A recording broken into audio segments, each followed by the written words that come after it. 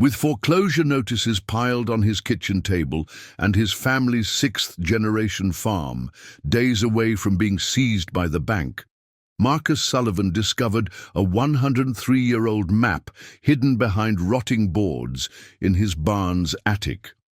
What that faded, parchment revealed, would not only save his family's legacy, but would uncover a forgotten fortune that would rescue his dying hometown of Cedar Falls from economic collapse.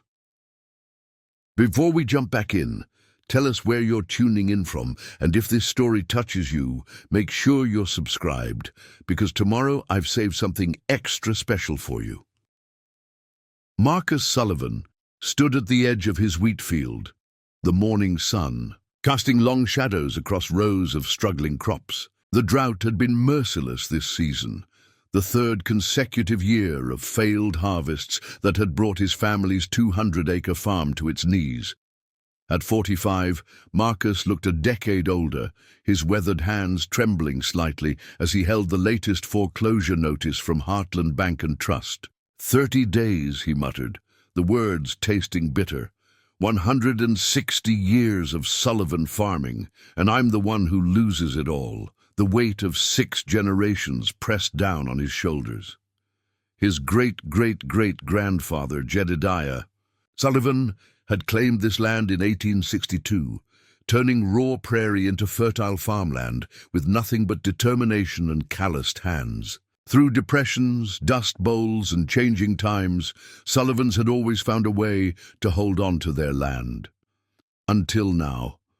Marcus's wife, Elena, found him still standing there an hour later, her own face etched with worry lines that hadn't existed. 3 years ago, their 2 teenagers, Emma and Jake, had already left for school, unaware that they might be attending a different one next month if the farm was seized. Thompson from the bank called again, Elena said softly, placing a hand on his shoulder. He wants to discuss options. Marcus snorted. Options? He means how quickly we can pack up and leave so they can sell to Agricorp International. The massive agricultural corporation had been circling like vultures for months, buying up failed family farms across Iowa at pennies on the dollar. They'd already acquired the Peterson place and the Chen family's orchards.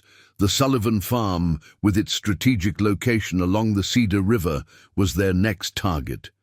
Inside the farmhouse, the kitchen table was buried under an avalanche of past due notices, loan documents, and desperate calculations scribbled on feed store receipts. The numbers never added up. Even if they sold every piece of equipment, every animal, it wouldn't cover half their debt. We could ask your brother in Denver, Elena suggested hesitantly. No. Marcus's response was automatic. David's helped enough. He's got his own family to worry about. The shame of potential failure gnawed at him constantly. He'd already sold his grandfather's restored 1948 John Deere tractor to a collector, a decision that felt like selling a piece of his soul. The empty spot in the barn, where it had stood for 70 years, was a daily reminder of how far they'd fallen. Cedar Falls itself was dying alongside the farms that sustained it. Main Street was a ghost of its former self, with more "for lease" signs than open businesses. The elementary school had announced potential closure due to declining enrollment. Families were leaving in droves, seeking opportunities in distant cities. Maybe we should consider Thompson's offer, Elena said, her voice barely above a whisper. At least with Agricorp's buyout, we'd have enough to start over somewhere else. Start over? Marcus's laugh was hollow. I'm a farmer, Elena. 4th generation Iowa soil in my blood. What am I supposed to do in some city? Stock shelves, sell insurance. Their neighbor, Bill Patterson, had taken that route 6 months ago. Last Marcus heard, the 60-year-old lifelong farmer was working as a greeter at a big-box store in Des Moines, living in a 1-bedroom apartment, his spirit as broken as his bank account. That afternoon, Marcus found himself in the barn's upper level, ostensibly looking for anything else he might sell. The barn, built by his great-grandfather in 1920, was still structurally sound despite years of deferred maintenance. Dust motes danced in the afternoon light, streaming through gaps in the wallboards. He'd avoided the attic space for years. It was stuffed with generations of Sullivan family history, old furniture, farming implements, boxes of photographs, and documents nobody had sorted through in decades. Mouse droppings and cobwebs decorated everything like macabre tinsel. "Might as well see if there's anything worth selling," he muttered, pushing aside a trunk filled with his grandmother's quilts. Behind the trunk, several boards in the wall had rotted through, creating a gap he'd never noticed before. Probably should fix that, he thought automatically, then laughed bitterly. What was the point of fixing anything now? Curiosity got the better of him. He pulled at one of the loose boards, and it came away easily, revealing a small cavity between the walls. Inside, wrapped in what appeared to be oilcloth, was something flat and rectangular. His hands, stained with soil and motor oil, carefully unwrapped the package. The oilcloth, despite its age, had done its job. Inside was a leather portfolio, cracked and brown with age, but intact. Embossed on the cover were the initials J.S., Jedediah Sullivan. Marcus's heart quickened as he opened the portfolio. Inside was a map, hand-drawn on parchment that had yellowed to the color of old ivory. The date in the corner read September 15th, 1919.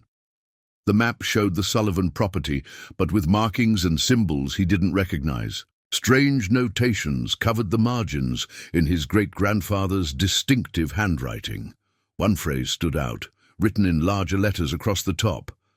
"For desperate times, when all seems lost." Below the map was a letter. The ink faded, but still legible. "To my descendants, if you are reading this, our family faces its darkest hour. What I have hidden will save us all, but only when the need is greatest. The map shows the way, but remember, true wealth is not always what it seems. Follow the sunrise on the equinox. Trust in the old ways. Jedediah Sullivan, 1919.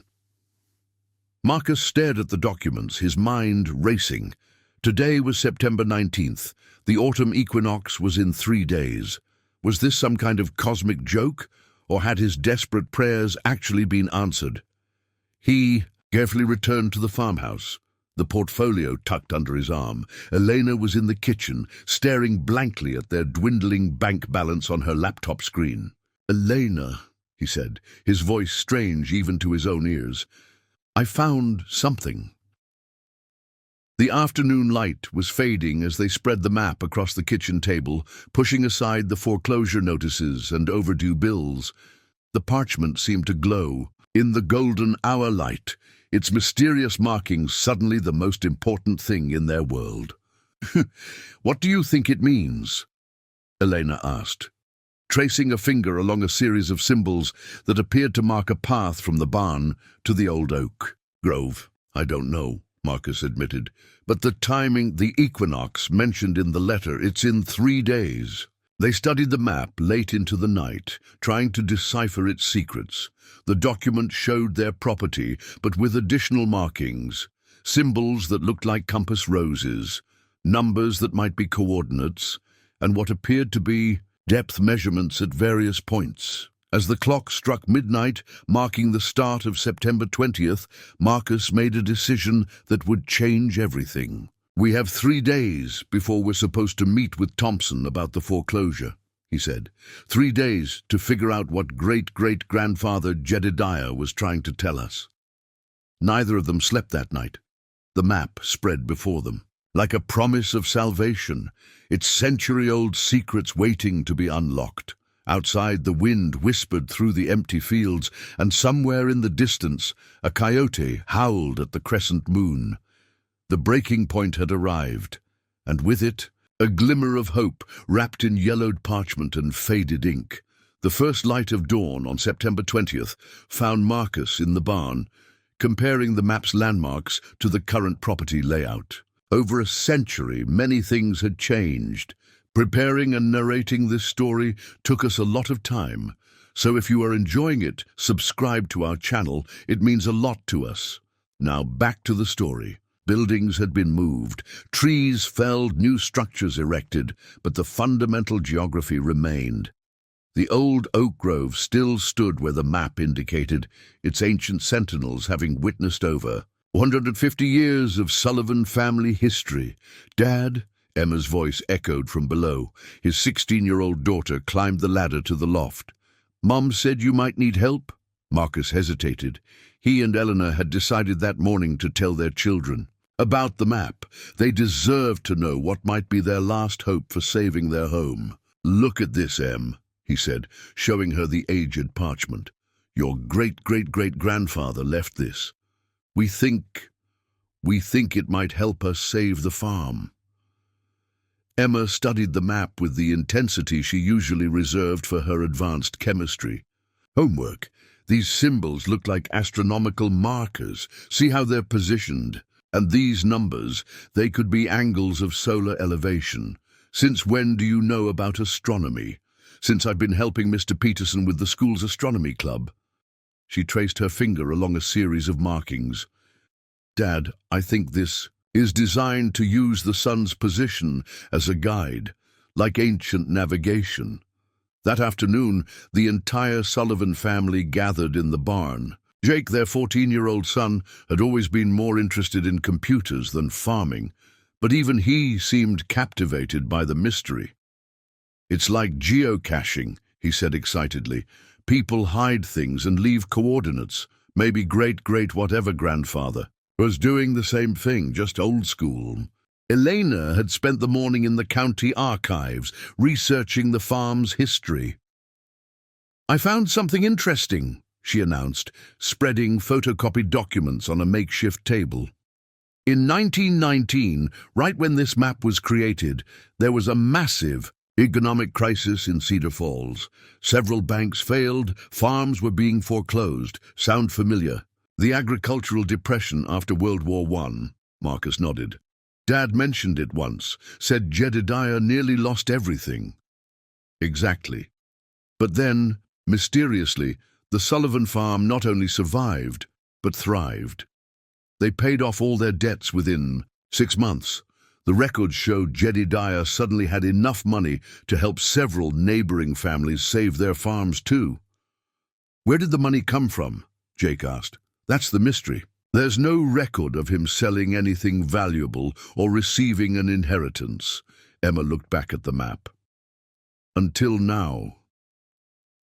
That evening, as the family ate what might be one of their last dinners in the farmhouse, they made a plan. The autumn equinox was September 22nd, 2 days away. According to the map and Jedediah's cryptic instructions, they needed to follow the sunrise on the equinox. "The sun rises at a specific angle on the equinox," Emma explained, drawing from her astronomy club. "Knowledge. It rises due east exactly. The rest of the year, it rises either northeast or southeast, but on the equinox, it's precise." Eleanor had been studying the map's symbols. "Look here. These markings form a path starting from the barn. If we align ourselves with the sunrise on the equinox and follow these markers, we'll find whatever Jedediah hid," Marcus finished. But doubt gnawed at him. What if this was just the delusion of a desperate man? What if Jedediah had simply been lucky in 1919 and there was no hidden treasure? They were betting their remaining time on what could be a wild goose chase. That night, unable to sleep, Marcus walked the property one more time. The moonlight cast silver shadows across fields his family had worked for 6 generations. He stopped at the family cemetery, a small plot near the oak grove, where Sullivans had been laid to rest since the 1860s. Standing before Jedediah's weathered headstone, Marcus spoke aloud.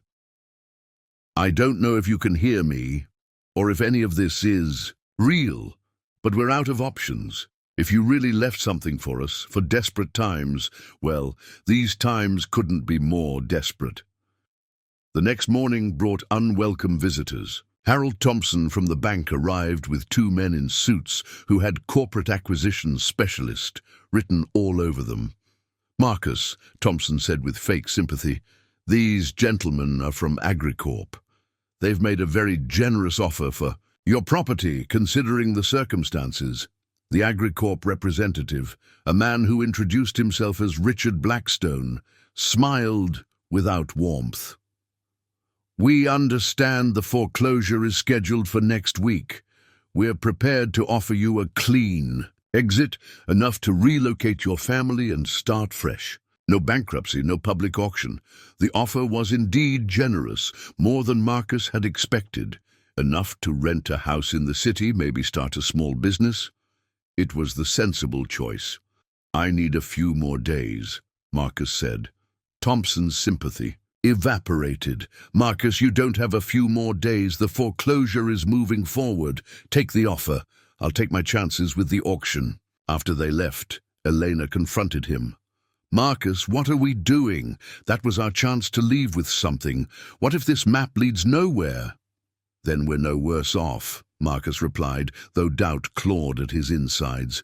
"But what if it leads to something? What if Jedediah really did leave us a way out?" The afternoon of September 21st, the day before the equinox, brought another crisis. Jake burst into the house, breathless. "Dad, they're surveying our property. Men with equipment taking measurements." Marcus rushed outside to find surveyors, marking boundaries. Their Agricorp truck parked brazenly in his driveway. "This is still private property," Marcus said firmly. "You're trespassing." "Just doing preliminary work for the bank," one surveyor replied smugly. "You know, for after the foreclosure." That evening, the Sullivans sat around their kitchen table, the weight of tomorrow pressing down on them. The surveyor's intrusion had made it clear time was running out. "Even if we find something tomorrow," Elena worried, "will it be enough? Will it be in time?" Emma, who'd been unusually quiet, suddenly spoke up. "I've been thinking about Jedediah's letter. He mentioned true wealth is not always what it seems. What if we're not looking for money? What else could save the farm?" Jake asked. "I don't know. But great-great-great-grandfather was smart. He wouldn't have gone to this trouble for something simple." That night, none of the Sullivans slept well. They were all up before dawn on September 22nd, dressed in work clothes, carrying shovels and picks. The air was crisp with early autumn chill as they assembled in the barn. Elena had been up even earlier, making detailed copies of the map in case anything happened to the original. "According to the weather service, sunrise is at 6:47 a.m., she announced. They positioned themselves at the starting point marked on the map, a spot just outside the barn's eastern door. The sky was lightening, painting clouds in shades of pink and gold. "This is crazy," Marcus muttered, but his heart was racing. "Crazy as losing everything without trying," Emma replied. At 6:47 a.m. exactly, the sun breached the horizon, its rays cutting across the farm like golden arrows. According to the map, they needed to follow these rays to the first marker. "There!" Jake pointed. The sunlight illuminated a stone marker half buried in the grass, something they'd walked past countless times without noticing. The family moved toward it, finding carved symbols that matched those on the map. The marker pointed them toward the next location, using the sun's angle as a guide. For the next hour, they followed the elaborate trail Jedediah had created. Each marker led to another, some carved in stone, others in the bark of centenarian trees. It was like a treasure hunt designed by someone who understood that landscapes change, but celestial mechanics remain constant. The final marker led them not to the oak grove, as they'd expected, but to a small hill overlooking the river. Here the map showed a symbol different from the others, a circle with rays emanating from it, like a sun. "This is it," Marcus said, his voice tight with anticipation. They began to dig where the symbol indicated. The work was hard, the soil packed firm by decades of neglect. An hour passed, then two. Doubt began to creep in again. Then Jake's shovel hit something solid. "Dad," he called, "there's something here." They cleared away the dirt to reveal a stone slab, carefully fitted into what appeared to be a larger structure. With combined effort, they managed to lift it. Beneath was a stone-lined chamber, like a root cellar but smaller. Inside sat a metal strongbox, its surface showing a green patina of age but otherwise intact. With trembling hands, Marcus lifted the box out. It was heavier than expected. The family gathered around as he worked at the simple latch, which opened with surprising ease. Inside, wrapped in oilcloth, were documents. But these weren't property deeds or stock certificates. They were papers of a different sort entirely. The first document was a legal contract dated 1899, granting Jedediah Sullivan mineral rights to not just his own property, but to several thousand acres of surrounding land, including what was now the town of Cedar Falls itself. "Mineral rights," Elena whispered. Marcus continued reading. There were geological surveys, assay reports, and correspondence with mining engineers. All pointed to the same conclusion. The land contained significant deposits of rare earth minerals, elements that were of limited value in 1919, but were now essential for modern technology. "Look at this," Emma said, pointing to a note in Jedediah's handwriting. "The earth holds treasures that my generation cannot use, but someday, when the world needs what lies beneath our feet, the Sullivan family will have the means to save not just our farm, but our entire community. I have secured the rights. Future generations must secure the future." Jake was already on his phone, researching. "Dad, these minerals, they're worth millions. Maybe billions. They're used in smartphones, electric cars, wind turbines." The box also contained a letter from Jedediah explaining everything. A century ago, he discovered these deposits, but lacked the technology to extract them. More importantly, he'd recognized that immediate wealth would destroy the farming community he loved. So he'd secured the rights and hidden them, leaving them for a future generation who would need them more. "He knew," Marcus said softly. "Somehow he knew that someday we'd need this more than he did."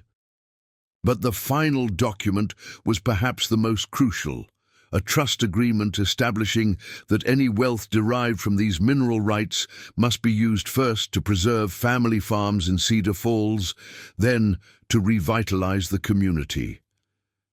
As the sun climbed, higher on the equinox morning, the Sullivans sat on the hillside, surrounded by documents that would change not just their lives, but the fate of their entire town. The desperate gamble had paid off, but in a way none of them had imagined. "Dad," Emma said quietly, "we're going to save more than just our farm, aren't we?" Marcus looked out over the land his ancestors had cherished, envisioning a future where Cedar Falls would thrive again. "Yes, Em, we're going to save everything." The morning sun continued its arc across the sky, illuminating possibilities that had waited a century to be discovered. The gamble had revealed not just a fortune, but a legacy of foresight and community that would reshape their world. The next morning, clouds threatened rain as the Sullivans gathered at the map's starting point, a flat stone near the barn that Marcus had always assumed was part of an old foundation. "Everyone ready?" Marcus checked his watch. 6:45 a.m. The sun broke through at exactly 6:47, sending golden rays across the dew-covered fields. As light hit the stone, weathered marks revealed themselves as carved letters. "Begin here. Face the tie. Dawn." Following the sunlight's path, they discovered an iron spike in a fence post, its head carved with an 8-pointed star. The spike's shadow pointed toward 3 oak trees. At the oaks, they found a brass plate embedded in the largest trunk. 20 paces toward winter's rest. "North," Marcus muttered. "Winter comes from the north." 20 paces brought them to a depression. 3 feet down, Marcus's shovel struck something solid, a stone box marked with Jedediah's initials, inside, wrapped in oilcloth, property deeds for 5 neighboring farms dated 1919, a leather pouch of gold coins, another map, and a letter that made Marcus's hands shake.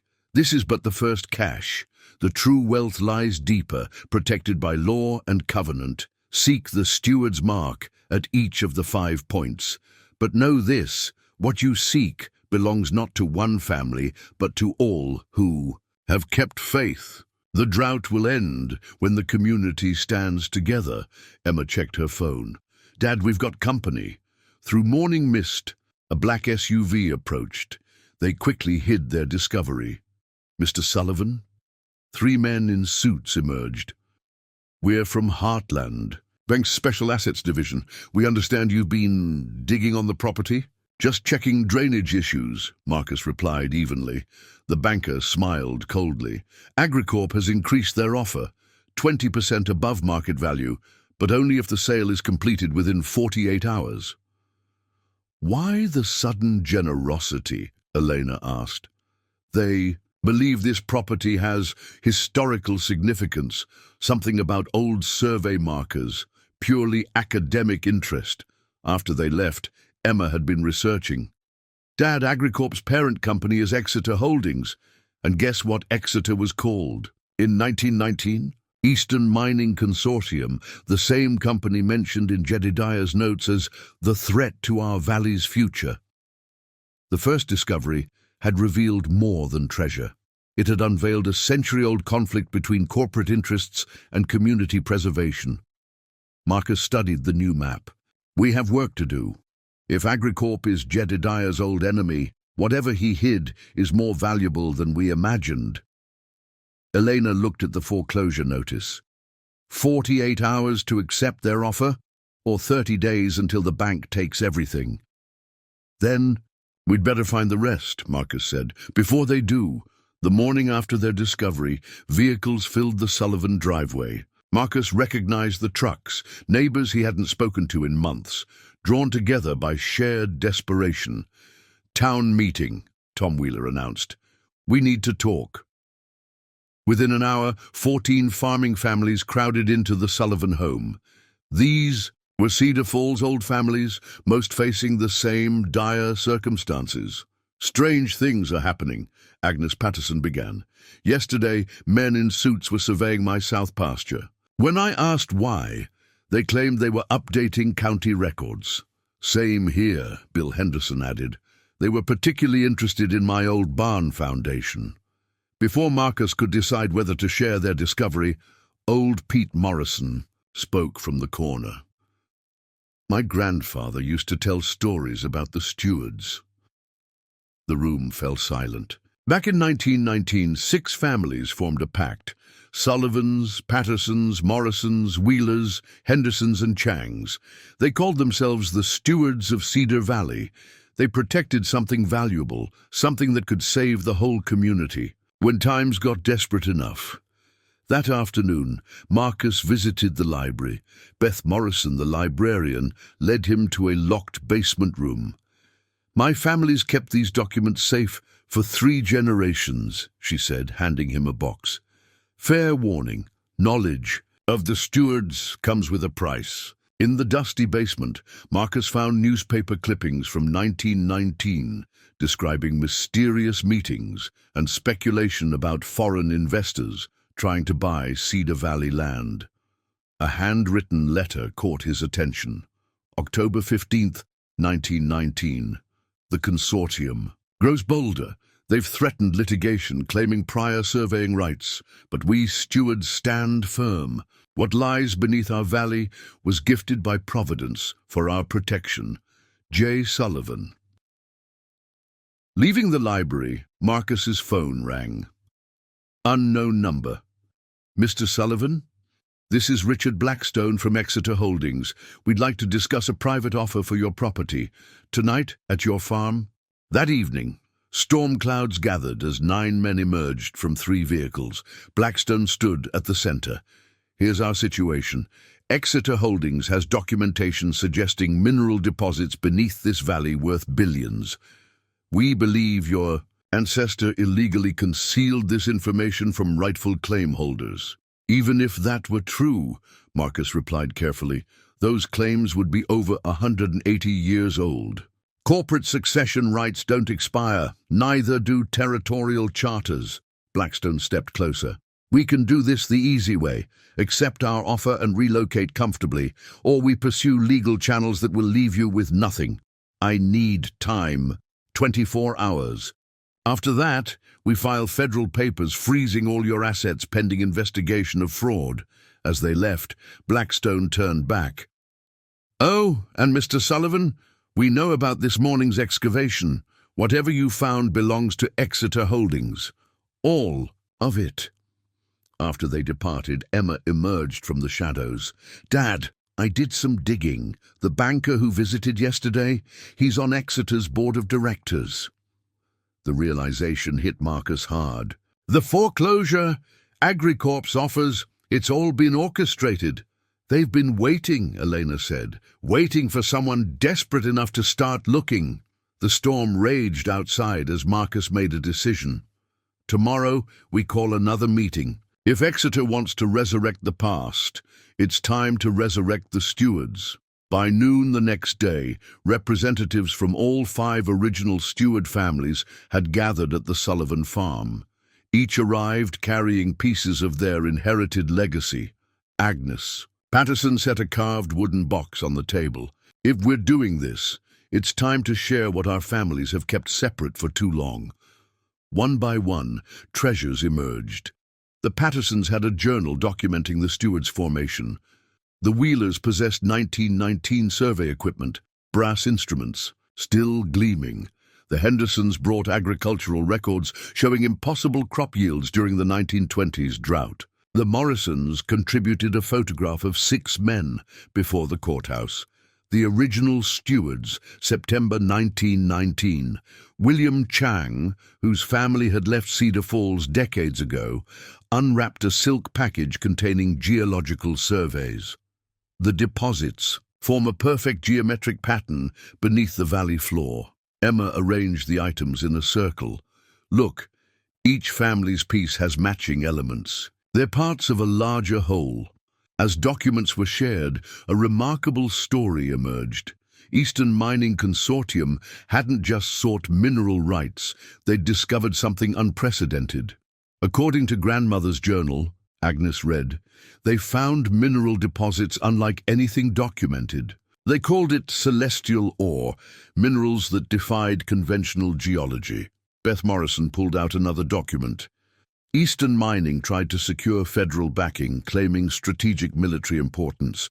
But when inspectors arrived, they couldn't find the deposits. The stewards had already acted. How? Marcus asked. By filing one of the most complex land covenants in Iowa history. They divided knowledge among 6 families, made it legally impossible for any single entity to claim the deposits, and required unanimous consent from all steward descendants to access the minerals. But why hide it at all? Tom Wheeler asked. Daniel. Morrison spread out technical documents. They planned to use mercury and cyanide extraction. It would have poisoned groundwater for 3 counties, made the land unfarmable for generations. Elena suddenly spoke. Has anyone noticed all the current steward families are facing foreclosure? All of us, simultaneously? The room went cold. The covenant requires unanimous consent, Beth explained. They need all of us to break. Through the window they saw 3 black SUVs approaching. But it wasn't Blackstone who emerged. It was an elderly woman, elegantly dressed. That's Victoria Exeter, Daniel whispered. She owns Exeter Holdings. Victoria approached with measured steps. When I heard about Blackstone's tactics, I felt compelled to intervene personally. The stewards reunited. My grandfather always said this day would come. Your grandfather, Charles Exeter. He ran Eastern Mining in 1919. She settled into a chair. After decades of research, I've reached an uncomfortable conclusion. Your ancestors were right. She displayed satellite imagery on her tablet. The deposit pattern extends globally. Similar. Formations appear on every continent, always in agricultural regions. These aren't random meteor impacts. They're precisely placed, specifically beneficial to farming. You're suggesting they were seeded intentionally? Daniel asked incredulously. I'm suggesting your ancestors found something beyond their understanding and wisely chose preservation over exploitation. Victoria stood carefully. I propose Exeter Holdings cease all acquisition attempts. In exchange, we fund proper scientific study, with findings shared publicly and benefits distributed according to your ancestors' wishes. After she left, Agnes lingered. There's something else in Grandmother's journal. Jedediah had a final safeguard, a celestial key, revealing the deposit's true purpose. It's connected to an autumn equinox with specific star alignments. The next occurrence is 3 days from now. Marcus felt a chill. The same day our foreclosure finalizes if we don't accept AgriCorp's offer. The hidden connections were becoming clear, but the biggest revelations lay ahead. Time was running short. The winter solstice approached, bringing Jedediah's promised final revelation, but immediate concerns pressed. Exeter Mining and federal authorities were intensifying pressure. 3 Cedar Falls families had already accepted buyouts. Marcus spread assembled documents across his dining table: mineral rights, water maps, tribal agreements, historical records, pieces of an incomplete puzzle. "There's a pattern," Emma insisted, arranging documents by astronomical dates. Each steward family received their piece during specific celestial events. Dr. Wright studied the geological surveys. What if the documents themselves form a map? Not just their content, but their physical arrangement. When configured by celestial dates, the documents created a star pattern. But something was missing, a center point to complete the design. That evening, Beth Morrison arrived with troubling news. Someone broke into the library last night. Nothing taken, but they were clearly searching for something specific. She pulled out a small envelope. This was sewn into Clara's journal binding. I found it checking for damage. Inside, a photograph of Jedediah standing in a cave, lantern raised, with familiar symbols carved on the walls behind him. On the back, in Jedediah's handwriting, "The heart of the star reveals itself when day and night are equal in their final dance. Where water meets stone beneath the ancient oak, the steward's legacy awaits." "The winter solstice," Marcus said. "But where's this cave?" Jake spoke up.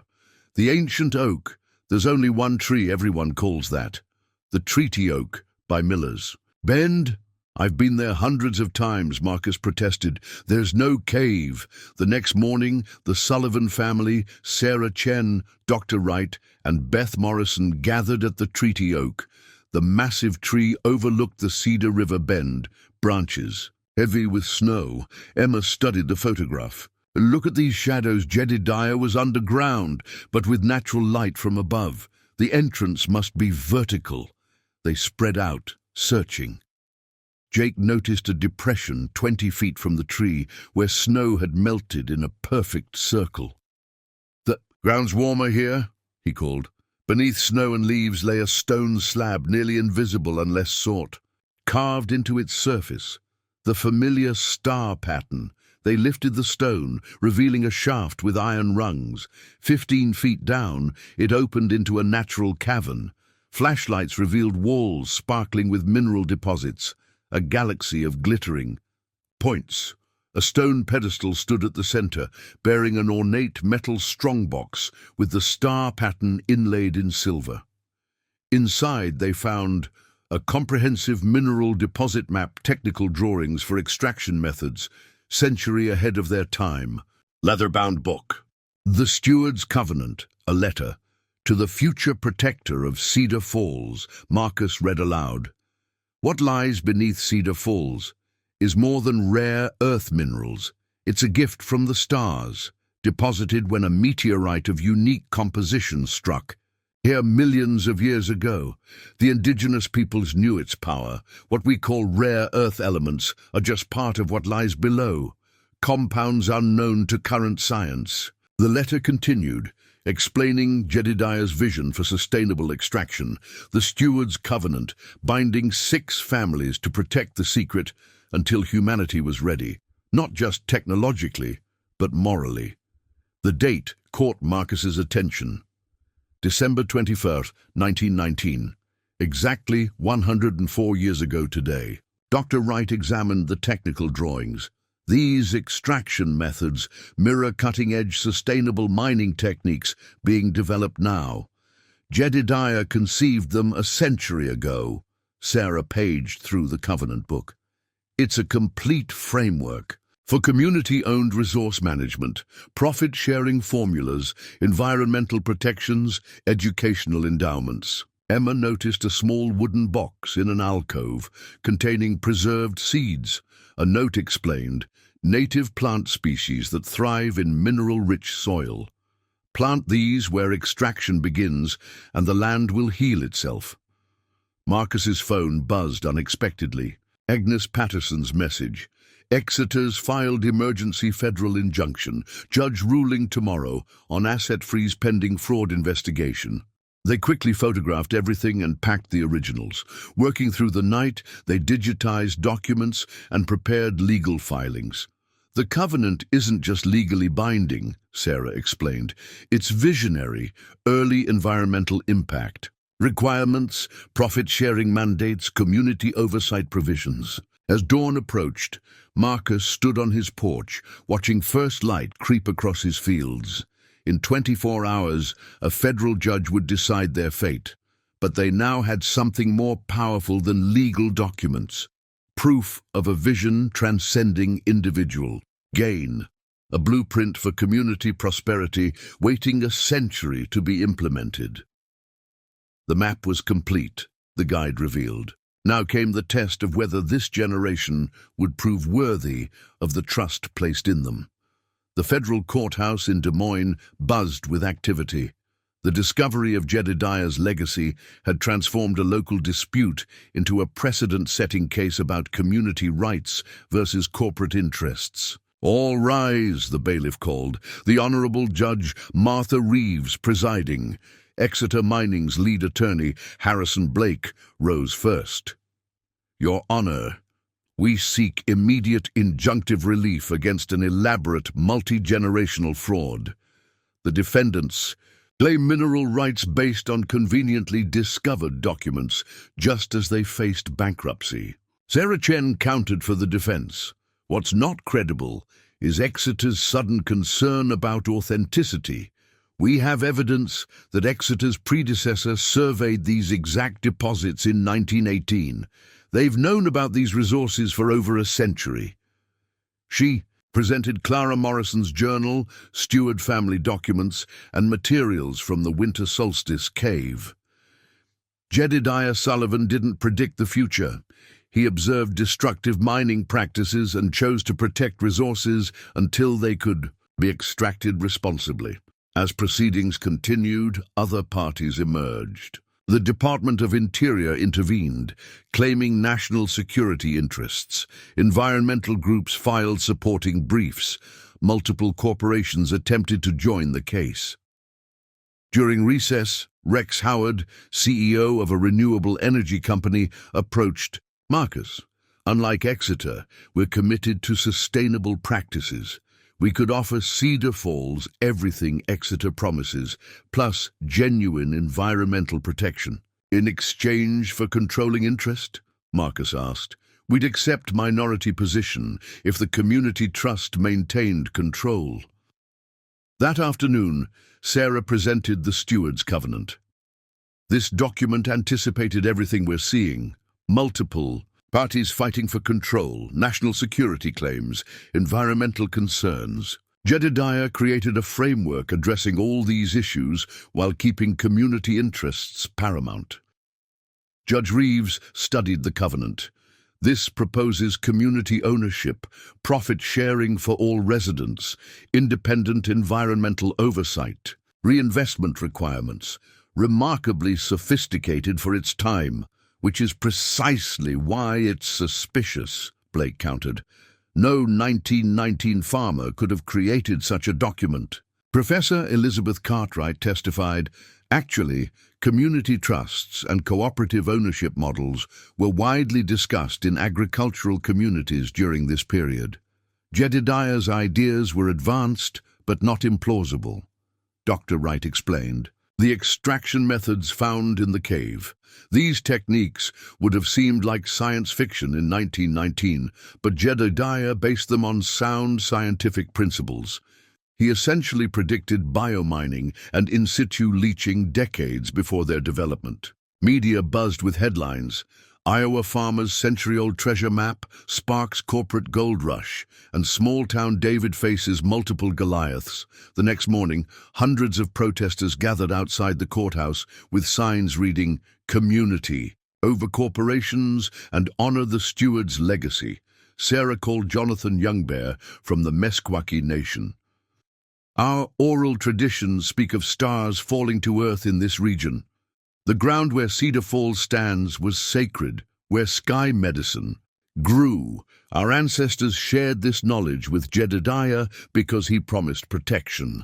Youngbear presented tribal records corroborating dates and details in Jedediah's documents, undermining Exeter's fraud claims. Corporate attorneys shifted tactics, arguing about interpretation rather than authenticity.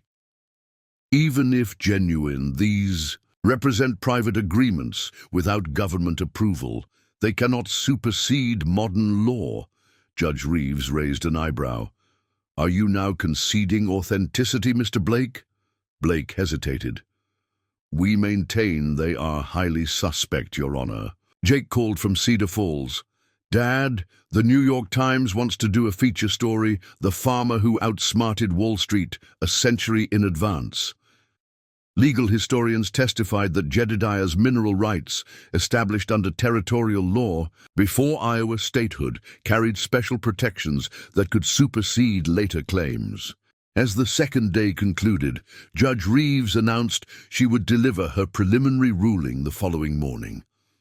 That night, Marcus stood at his hotel window, contemplating how his desperate $900 gamble had led to this moment, standing at the center of a battle between community values and corporate power, with national attention focused on their small town. The next morning, the packed courtroom fell silent as Judge Reeves entered. This case presents unique challenges involving historical claims, modern law, environmental concerns, corporate interests, community rights, and national security. However, at its heart, this case is about vision, the vision of a man who looked a century into the future and tried to protect not just resources, but a way of life. She paused. After reviewing the evidence, I find sufficient authenticity in the historical documents to deny Exeter Mining's request for immediate injunction. The Sullivan family's claims deserve a full hearing. The courtroom erupted. Sarah turned to the Sullivans with a triumphant smile. However, Judge Reeves continued, given the complexity of interests involved, corporate, federal, tribal, and community, I am ordering all parties into mediation. This court will appoint a special master to oversee negotiations aimed at finding a solution that honors the original steward's vision while addressing modern realities. Outside, facing microphones and cameras, Marcus addressed reporters. This isn't about winning, it's about proving communities can stand together against powerful interests, that wisdom from the past can guide us toward a better future. The real work is just beginning. Ray Donovan stood alone nearby, his confidence finally shaken. Their eyes met briefly before he turned away. The battle had reached a temporary ceasefire, but everyone knew this was just the beginning. The question now, could competing interests find common ground, or would courts ultimately decide Cedar Falls' fate? 2 weeks after the court hearing, Marcus was sorting through family documents in the attic when he found a box he'd never seen before. It had been hidden behind old Christmas decorations, marked simply Robert, 1919. His grandfather, Robert, had been born that year. Inside were baby clothes, a silver rattle, and at the bottom, a leather journal with property of Margaret. Sullivan embossed on the cover. Margaret, Jedediah's wife and Marcus's great-great-grandmother. The journal entries began in 1918, but one from December 1919 made Marcus's hands tremble. Jedediah came home different today. He's made his decision about the minerals, but at such cost. Charles Donovan threatened our children again. He said accidents happen on farms. That little Robert might not live to see his first birthday. My husband was ready to sell everything until I stopped him. I told him we don't negotiate with evil men. That's when he decided to hide it all. Not for us, but for a future generation that might be strong enough to face these vultures. Marcus sat back, his heart pounding. The threats against his family had been real, personal, and terrifying. Another entry revealed more. The tribal elder, Joseph Windwalker, visited today. He blessed baby Robert and told Jedediah that his grandson's grandson would be the one to find what was hidden. He said the stars had shown him this. Jedediah asked if that child would be safe. Joseph said, "Safety comes from community. Make sure he is not alone in his fight." Marcus counted generations on his fingers. Grandson's grandson, that was him. He called his father that evening. Robert Sullivan Jr., now 75 and living in Florida, had always been reluctant to discuss family history. "Dad, I need to ask you something. Did Grandpa Robert ever talk about threats to the family? About why great-great-grandpa Jedediah hid those mineral rights?" There was a long pause. "You found Margaret's journal?" "Yes," his father sighed. "My father carried guilt his whole life. He was the baby whose life was threatened. He felt responsible for the burden Jedediah placed on future generations. He made me promise never to go looking for that treasure, said it brought nothing but danger. But he never destroyed the documents. No, he said Jedediah's last words to him were, 'Someone will need this someday, someone strong enough to do what's right.' I guess that someone is you, son. Why didn't you ever tell me about this?" "Because I was afraid. When I was young, men in suits would sometimes watch our house. Cars would follow us. After my father died, I moved the family every few years, always looking over my shoulder. But now, maybe it's time to stop running." That night, Marcus couldn't shake what he'd learned. The fight over Cedar Falls wasn't just about minerals or money. It was about a multi-generational battle between those who sought to exploit and those who chose to protect. The next morning, Agnes Patterson visited the farm. "There's something else you should know," she said, "about why the steward stayed loyal all these years." She pulled out an old photograph of 6 families gathered for a picnic. This was taken in 1920, after Jedediah had hidden everything. "See that building in the background? That was our community meeting hall. Exeter's predecessor company tried to buy up the whole town during the agricultural depression. Jedediah used some of the mineral money, extracted carefully in small amounts, to help each family keep their farms. We all owed him our homes, our livelihoods. That's why we kept faith." Marcus studied the photograph. He wasn't just hiding treasure, he was building a community that would protect it. "Exactly," Agnes said. "Each family received just enough. Help to survive, never enough to get greedy. And with that help came responsibility to guard part of the secret until the right time." That afternoon, Marcus received a call from the tribal council. They wanted to meet at the sacred site near the Treaty Oak. Joseph Windwalker Jr., great-grandson of the elder who had blessed baby Robert, greeted Marcus beside the ancient tree. "Your great-great-grandfather was unusual among the settlers," Joseph said. "He asked permission before taking anything from the earth. He listened when our elders spoke of balance and responsibility. The minerals under this land, we call them tears of the star spirits. They have power, but also danger if misused. How did your people know about them? Our ancestors witnessed the star fall generations ago. The spirits warned that these tears would draw greedy men who would wound."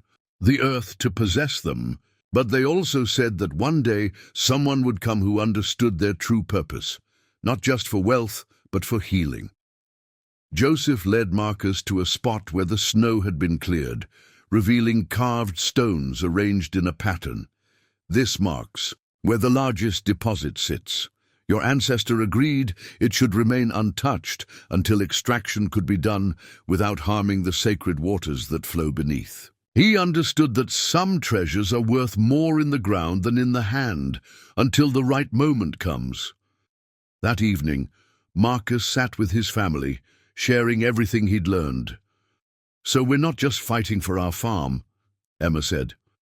"We're fulfilling a promise made 4 generations ago. A promise to protect both the land and the people," Elena added. Jake looked thoughtful. Great-great-great-grandpa basically created a time-delayed community trust fund. He knew his generation couldn't fight the robber barons, so he saved it for us. The next morning brought a surprise visitor. Ray Donovan himself, without his usual entourage. "My father's dying," Donovan said abruptly. "He wanted me to give you this." He handed Marcus an old leather folder. Inside were letters between Charles Donovan and Jedediah Sullivan from 1919. "Your ancestor offered my great-grandfather a partnership," Donovan continued. "Equal sharing, environmental protections, community, investment. Charles refused. He wanted it all." Donovan's voice was bitter. "4 generations of my family have been chasing what yours protected. And for what? My father spent his life bitter and angry, alienated from his children, measuring everything in dollars." Marcus studied the man before him. "Why are you telling me this? Because I have a son too, and I don't want him inheriting this feud." Donovan straightened his shoulders. "I'm going to recommend to Exeter's board that we accept the mediation terms. We'll take a smaller share and agree to the environmental protections. It's time to end this." After Donovan left, Marcus stood in his farmyard, looking out over the land his family had protected for 6 generations. The morning sun caught the snow, making it sparkle like stars. He thought about baby Robert, threatened before he could walk, about Jedediah, choosing protection over profit, about the Stewart families, keeping faith through depressions, wars, and corporate pressure, about the tribal elders, sharing sacred knowledge with a settler who proved worthy of trust. The personal truth was both simpler and more profound than he'd imagined. This had never been about just finding treasure. It had been about proving that some values could survive across generations, that communities could stand against corporate greed, that patience and wisdom could outlast immediate profit. Marcus pulled out his phone and texted Sarah Chen. "Set up a meeting with the mediator. I know exactly what terms we're going to propose." The fight wasn't over, but Marcus now understood it differently. He wasn't just Marcus Sullivan, desperate farmer. He was the great-great-grandson of Jedediah Sullivan, the grandson's grandson, foretold by the tribal elder. He was the inheritor of a legacy of protection that had survived a century of threats. And more importantly, he wasn't alone. The community Jedediah had built through quiet acts of mutual support was still here, still strong, still faithful. The personal truth was this: the real treasure wasn't in the ground, but in the bonds of trust and shared purpose that had protected it for 4 generations. Now it was his turn to ensure it lasted for 4 more. The mediation meeting was set for January 15th at the Federal Building in Des Moines. In preparation, Marcus and his team spent days analyzing geological data from the cave discoveries. Dr. Wright made a startling breakthrough while comparing Jedediah's mineral maps with modern satellite imagery. "Marcus, you need to see this," Dr. Wright said, his voice trembling with excitement. "The mineral deposits, they're not random. They form a precise geometric pattern underground." On his computer screen, Dr. Wright overlaid the mineral locations with topographical data. The deposits formed a perfect star pattern, with the largest concentration directly beneath the treaty oak. "This isn't just a meteor impact site," Dr. Wright continued. "This is, I don't even know what to call it. The mineral formations show signs of crystalline organization that shouldn't be possible naturally." Emma, who had been researching the unusual compounds mentioned in Jedediah's notes, looked up from her laptop. "Dad, I've been running simulations on these mineral compositions. Some of these elements, they don't match anything in the periodic table." "That's impossible," Marcus said. "Not impossible," Dr. Wright corrected. "Just not from Earth. These could be exotic elements formed in the heart of a dying star, preserved in the meteorite that struck here millions of years ago." Sarah Chen, reviewing the implications, spoke carefully. "If this is true, we're not talking about rare Earth minerals anymore. We're talking about elements that could revolutionize physics, medicine, energy production, everything." That evening, Marcus received an encrypted email from an address he didn't recognize. The message contained a single line: "Check Jedediah's star charts against NASA's exoplanet database. A friend." Skeptical but curious, Marcus spent the night comparing astronomical notations from Jedediah's documents with modern star catalogues. What he found sent chills down his spine. Jedediah had mapped the exact origin point of the meteorite, a star system that NASA had only recently confirmed contained potentially habitable planets. The next morning, Marcus called an emergency meeting with his inner circle. "I think I know why Jedediah called them Tears of the Star Spirits," he began, "and why the Meskwaki considered this ground sacred. These minerals aren't just from space. They're from a specific star system that may harbor life." Beth Morrison, who had been studying Clara's journal, added another piece. "There's an entry here from 1919. Clara writes that Jedediah had a vision after spending a night at the Treaty Oak. He told her he saw beings of light who showed him how to protect the star gifts until humanity was ready." "Ready for what?" Elena asked. "Maybe for contact," Emma suggested quietly. "Think about it.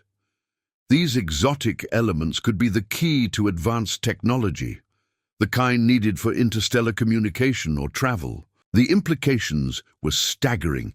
They weren't just dealing with valuable minerals anymore, but potentially with materials that could change humanity's place in the universe. As they prepared for the mediation, Marcus realized the true weight of Jedediah's century-old decision. His ancestor hadn't just hidden mineral wealth, he'd protected something that might represent humanity's first tangible connection to other intelligence in the cosmos. At the mediation session, the various parties assembled: Exeter Mining, government representatives, tribal councils, and the Sullivan team. The special master, Judge Catherine Park, called the meeting to order. "Before we begin," Marcus announced, "there's new information all parties need to consider." Dr. Wright presented their findings about the exotic elements. The room fell silent. As the implications sank in, Ray Donovan was the first to speak. "If this is accurate, we're not talking about mining rights anymore. This is a matter of global, maybe even cosmic significance." Patricia Wells, from the Department of Interior, immediately tried to assert federal authority. Resources of this nature would fall under national security protocols. "With respect," Joseph Windwalker interrupted, "these resources have been under tribal protection for over 1,000 years. Our oral histories speak of the star beings who sent these gifts to Earth. They were never meant to be owned by any one nation." Judge Park raised her hand for silence. "It seems the scope of this mediation has expanded considerably. Mr. Sullivan, what is your proposal?" Marcus stood, thinking of Jedediah's letter about using power wisely. "We propose creating an international consortium," he began. "The Cedar Falls Community Trust would maintain primary oversight, but we'd partner with scientific institutions worldwide. Any research or applications developed from these materials would benefit all humanity, not just one company or country. He continued, environmental protections would be absolute. Extraction would be minimal and surgical, using the methods Jedediah envisioned. Profits would fund not just our community's revival, but global education and research initiatives. And, Marcus added, looking at the tribal representatives, the Meskwaki nation would have full partnership status, honoring their ancestral guardianship of this site. The room erupted in discussion. Government officials protested the international approach. Corporate representatives calculated potential profits. But something had shifted. Dr. Wright pulled up one final image, a computer enhancement of symbols found in the cave. When properly aligned, they formed a star map, pointing to the origin system of the meteorite. There's one more thing, Marcus said as the room quieted.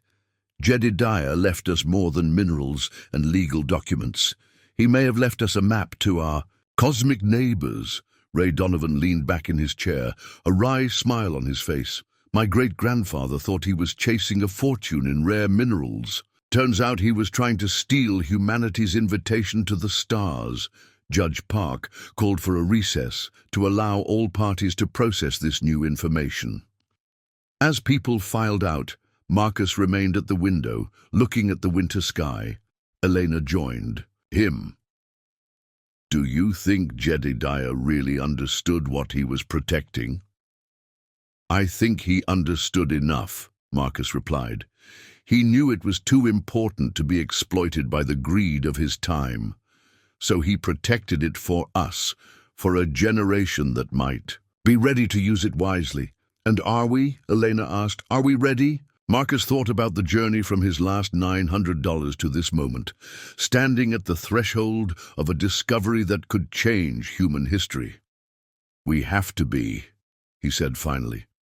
Jedediah bet everything on the hope that his descendants would make the right choice. Now it's our turn to prove him right. The ultimate discovery wasn't just about exotic minerals or cosmic origins.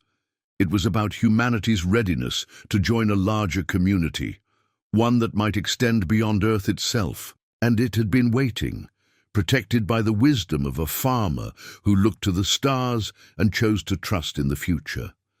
The mediation recessed for a week to allow all parties to consider the extraordinary revelations. During that time, Marcus received visitors from around the world, scientists, government officials, even representatives from the United Nations. The quiet farm in Cedar Falls had become the center of a global conversation about humanity's future. But pressure also mounted from other directions. Anonymous threats arrived daily. Security cameras caught strangers surveying the property at night. Elena insisted on installing an alarm system, while local law enforcement increased patrols. On the fifth day, Marcus's father arrived unexpectedly from Florida. Dad? Marcus was stunned to see Robert Sullivan Jr. at his door. They hadn't met face-to-face in over 5 years. Son, Robert said simply, it's time I stopped running. That evening, 3 generations of Sullivan men sat at the kitchen table, Robert, Marcus, and Jake. The weight of family history hung heavy in the air.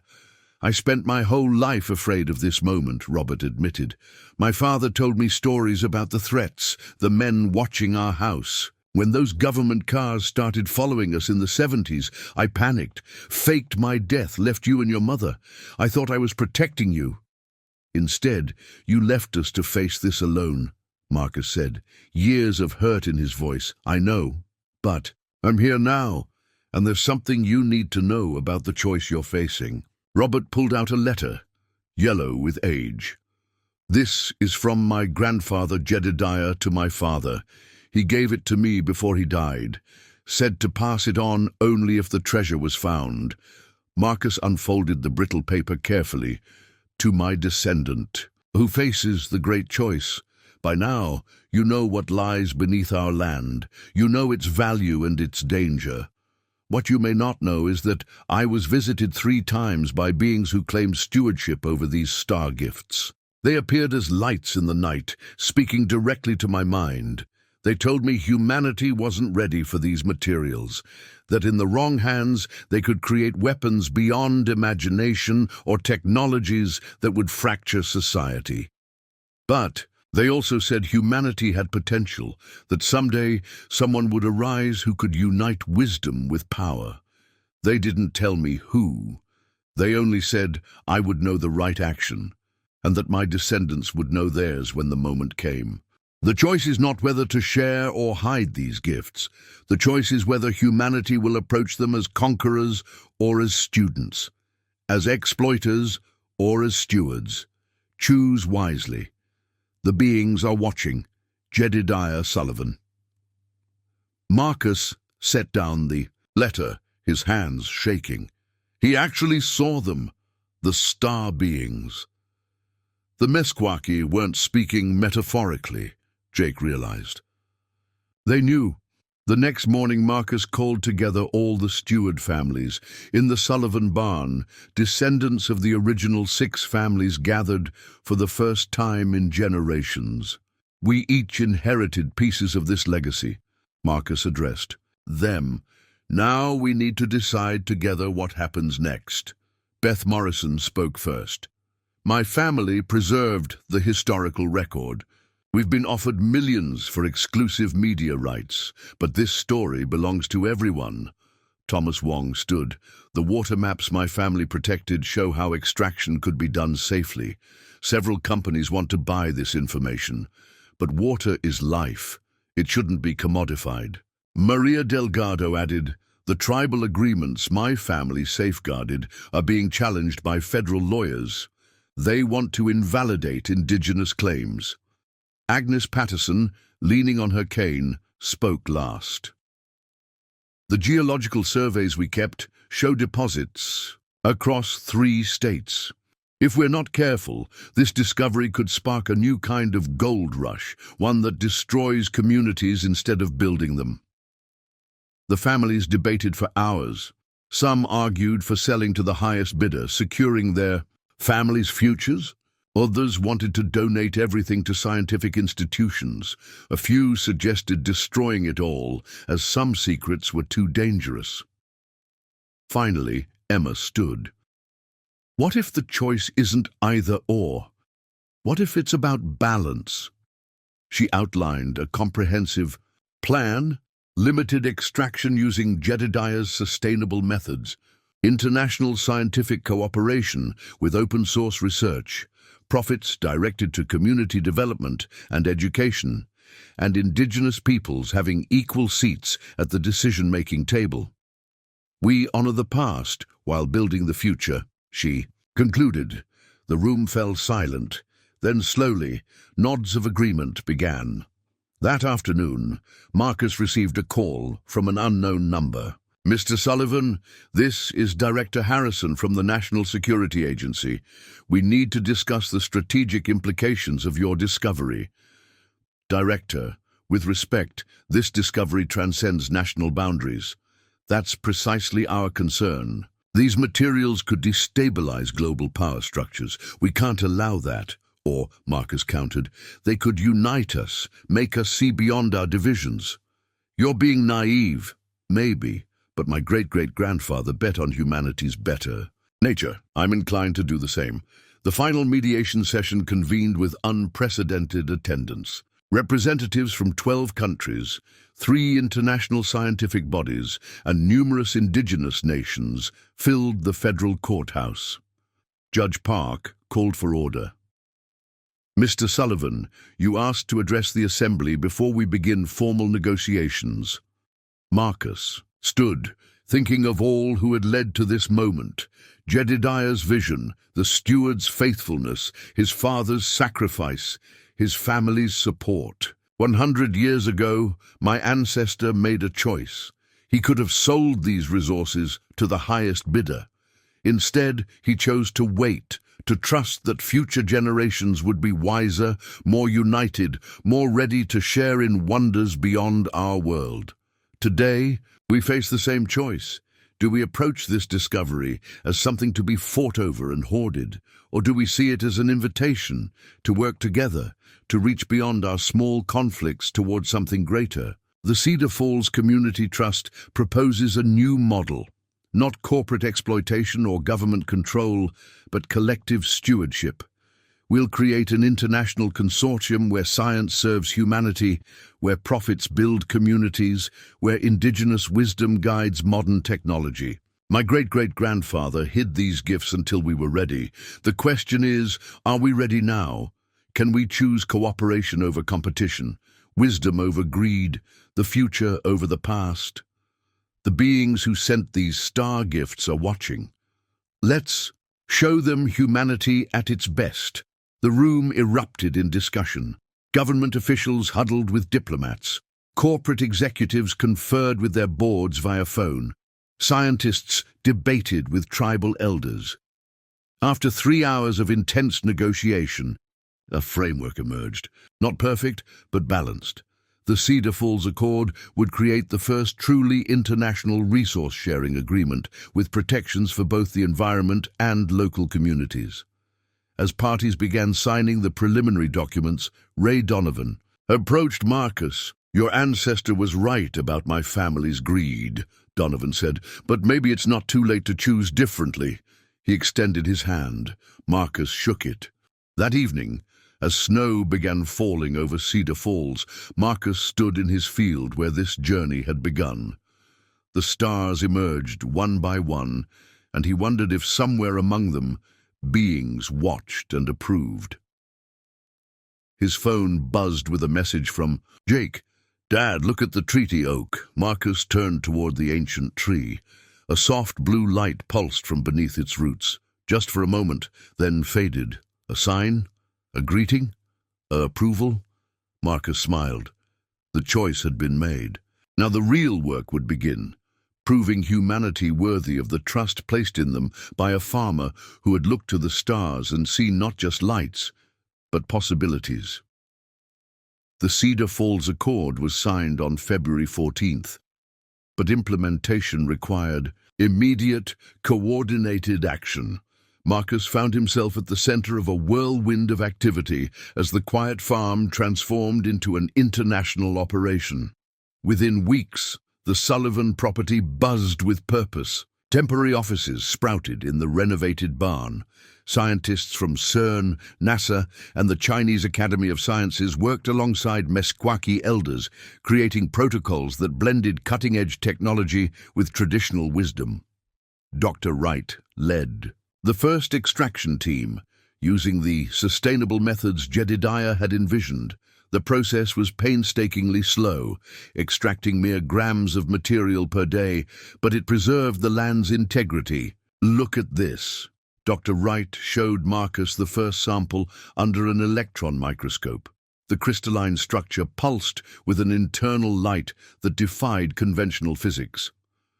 We're already seeing applications for quantum computing that could revolutionize encryption and data processing. The Cedar Falls Community Trust, with Marcus as chairman, began distributing the first funds. The old elementary school was saved and converted into an advanced STEM academy. Main Street saw new businesses opening as young people returned to their hometown, drawn by opportunities in the emerging research sector.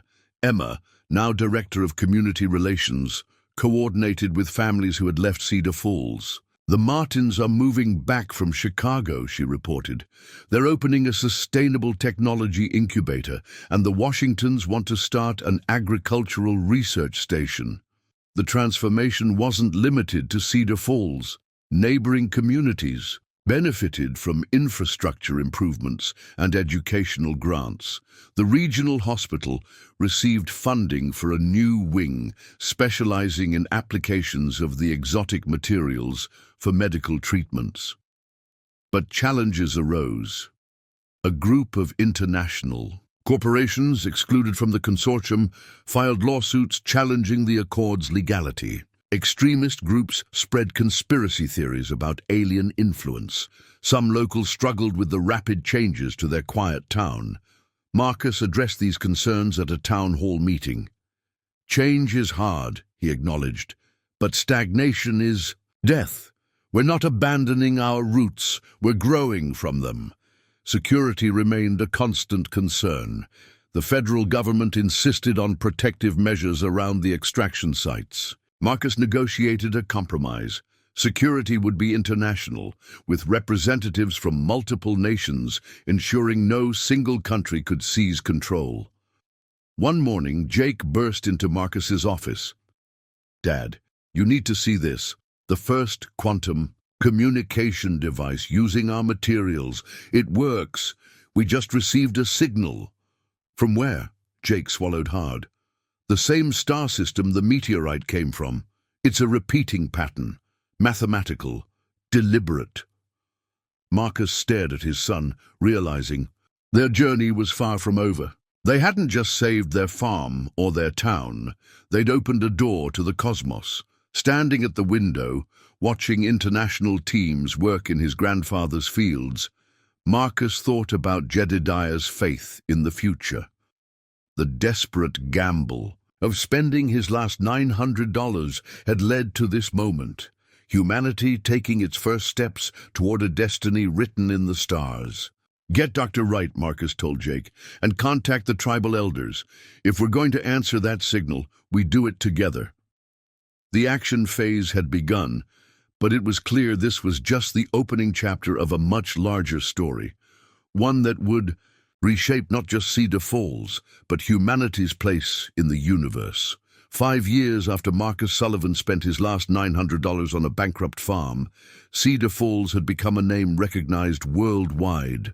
The small Iowa town now hosted the International Center for Extraterrestrial Materials Research, where breakthroughs occurred almost monthly. The quantum communication array, built where the old wheat fields once struggled, had established regular contact with what scientists now called the origin civilization. The messages, though still largely undeciphered, had already provided insights into advanced mathematics and physics. Marcus stood on the observation deck of the new research center, watching as his daughter Emma led a tour of visiting diplomats. Below, the town bustled with life. Main Street featured cafes serving scientists from 30 nations, while children played in parks funded by the community trust. "Never thought I'd see this," Ray Donovan said, joining Marcus at the railing. Now a board member of the Cedar Falls Accord, the former corporate executive had become one of the project's strongest advocates. "My great-grandfather must be spinning in his grave." "Maybe that's not a bad thing," Marcus replied. The agricultural heritage of Cedar Falls hadn't been forgotten. The Sustainable Farming Institute, using insights from the exotic materials, had developed crops that could thrive in changing climate conditions. Farmers from around the globe came to learn techniques that merged Jedediah's vision with alien-inspired biotechnology. The original 6 steward families had all returned to Cedar Falls. The Wongs ran an environmental monitoring station. The Delgados managed cultural exchange programs with indigenous nations worldwide. The Kowalskis oversaw legal frameworks for the expanding international cooperation.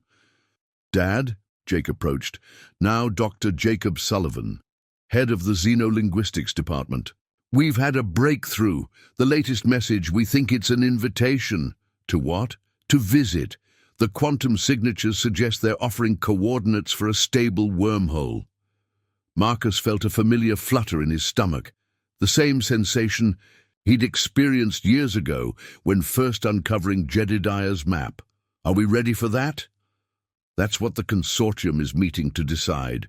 They want you there." That evening, as the council debated humanity's readiness for interstellar contact, Marcus walked to the treaty oak. The ancient tree now stood within a preserved park, its roots protected by the same force fields developed from the exotic materials. His father, Robert, found him there. Now reconciled with his past, the elder Sullivan had returned to Cedar Falls permanently, helping to document the family's history for future generations. Jedediah would be amazed, Robert said. Would he? Marcus wondered aloud.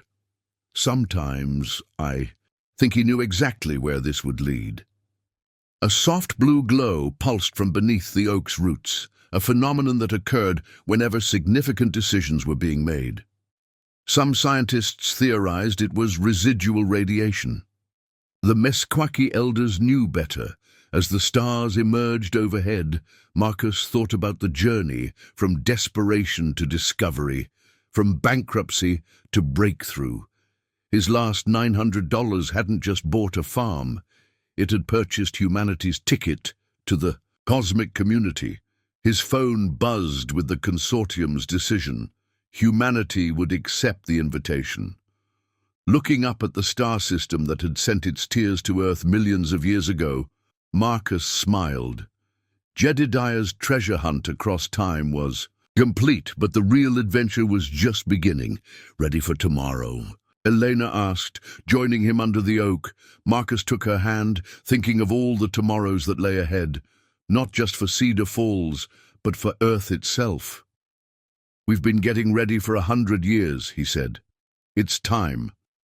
Above them, the stars beckoned, no longer distant lights but destinations, and somewhere among them, the beings who had entrusted humanity with their gifts waited to welcome Earth into a larger family. The Sullivan legacy had come full circle, from protecting a secret to sharing it with the cosmos. As the blue light pulsed beneath the treaty oak, Marcus knew that the best treasures weren't the ones you found, but the ones that found you when you were finally ready to receive them. The future Jedediah had envisioned had arrived, and it was more magnificent than even he could have imagined. Up next, you've got 2 more standout stories right on your screen. If this one hit the mark, you won't want to pass these up. Just click and check them out. And don't forget to subscribe and turn on the notification bell so you don't miss any upload from us.